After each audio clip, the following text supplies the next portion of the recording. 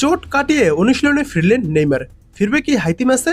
দেখুন, বিশ্বকাপের প্রথম ম্যাচে মরক্কোর কাছে পয়েন্ট হারানোর ধাক্কার পর ব্রাজিল শিবিরে এবার কিছুটা স্বস্তির বাতাস। অবশেষে ইনজুরি কাটিয়ে ব্রাজিলের বিশ্বকাপ স্কোয়াডের সাথে অনুশীলনে যোগ দিয়েছেন দলের সবচেয়ে বড় তারকা নেইমার জুনিয়র।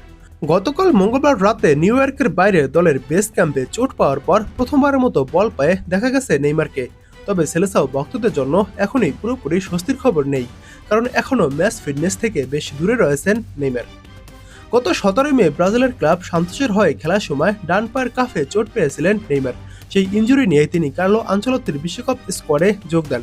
গত সোমবার তার চোটের অগ্রগতি বুঝতে বেশ কিছু মেডিকেল টেস্টও করানো হয়। এরপর মঙ্গলবার মাঠে ফিরলেও তিনি দলের মূল স্কোয়াডের সাথে পূর্ণাঙ্গ অনুশীলন সেশনে অংশ নেননি। মূলত নিজের ফিটনেস ফিরে পেতে হালকা রানিং এবং ফিজিক্যাল কন্ডিশনিংয়ের মাঝেই সীমাবদ্ধ ছিলেন নেইমার। অর্থাৎ এখনও দলের সঙ্গে পূর্ণাঙ্গ অনুশীলনে যোগ দিতে পারেননি নেইমার। নেইমারের চোটের কী অবস্থা তার ধরন বুঝতেই নিজে নিজে অনুশীলন করেছেন তিনি। আগামী শুক্রবার ফিলাডেলফিয়াতে গ্রুপ সি এর দ্বিতীয় ম্যাচে হাইতির মুখোমুখি হবে 5 বারের বিশ্ব চ্যাম্পিয়ন ব্রাজিল। প্রথম ম্যাচে মরক্কোর সঙ্গে ড্র করায় এই ম্যাচটি ব্রাজিলের জন্য অত্যন্ত গুরুত্বপূর্ণ।